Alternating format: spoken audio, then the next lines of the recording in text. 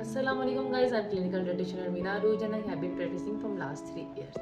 आज जिस प्रोडक्ट का मैं रिव्यू करूँगी वो है तलबीना बाय सिंपल ऑर्गेनिक फूड। जैसे कि ये नाम से जाहिर है आप सब इसके वाकिफ़ होंगे। आप सल्लल्लाहु अलैहि वसल्लम की ये सुन्नत है और इसके अगर इंग्रेडिएंट्स की बात की जाए तो इसके अंदर सारे ही इम्पॉर्टेंट और हेल्दी इंग्रेडिएंट्स हैं, जैसे जौ है, पिस्ता है, खसखस है और बादाम है।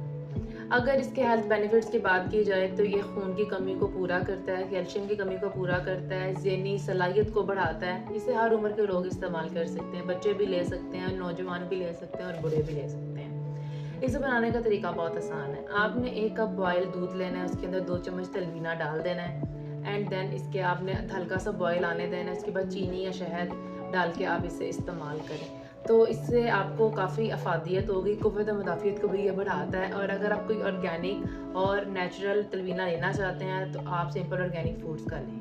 Thank you.